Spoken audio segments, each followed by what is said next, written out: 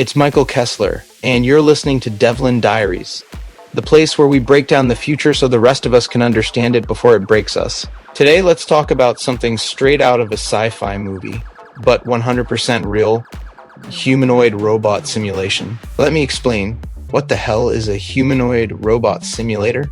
Imagine you're building a robot that walks like a human, picks things up, maybe even holds a conversation. Now, would you want to test that robot in the real world, where it can fall, crash, break, or hurt someone? Nope. You test it in a simulator first. A simulator is like a video game version of the world, but instead of fun, it's built for precision. You're training the robot how to move, how to see, how to make decisions in a safe, controlled virtual space. Think of it like the Matrix, but for robots. Why is this so hard? Humanoid robots are incredibly complex. They have legs that need to balance like tightrope walkers, arms and fingers that need to manipulate delicate objects, and eyes and ears, also known as sensors like cameras and microphones, that constantly feed them information. Simulating all of that, it's like trying to recreate the entire real world inside your computer. And not just how things look, but how physics works: gravity, friction, weight, torque. Every little detail matters. The main players in simulation. So what tools do we use? Gazebo. Think of this like the Linux of robot simulators. It's not flashy, but it works. Open source, widely used in research. Isaac Sim by NVIDIA. Now this one's a beast.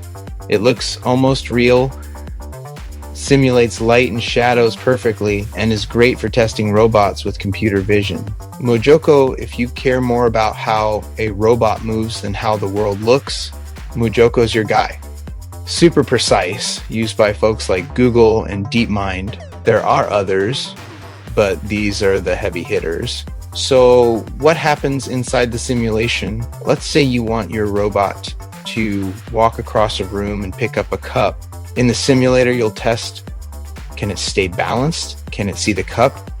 Can it figure out how to reach for it without knocking it over? Can it grasp the cup with enough force? Not too little, not too much? And here's the wild part. None of this is real. The robot isn't really walking. The cup isn't really there. But if the simulation is good enough, the robot can learn just like it would in real life. When it finally does get deployed in the real world, it's already trained, already smart, already dangerous. The big problem, the reality gap. Even the best simulators have a flaw. It's called the reality gap. The robot might perform perfectly in the virtual world and then completely fall apart in the real one. Why? Because real life is messy. Sensors get noisy. Floors are uneven, lighting changes, the wind blows. So part of the magic is learning how to build simulations so realistic that the robot doesn't even notice when it's switched from fake to real. That's the future of robot development, and it's happening now. Why it matters to you: this isn't just about robots doing backflips. It's about robots in hospitals, in your hotel, your warehouse, even your home. Before those robots show up at your door, they'll have lived thousands of lives in simulation, failing, learning, evolving. And the people who build those simulations, they're writing the laws of physics for tomorrow's machines. This was DevLand Diaries. I'm your host, and I just want you to remember one thing. The robot's not real yet, but the world we're training it in, that's already here. Stay curious, stay sharp, and stay human.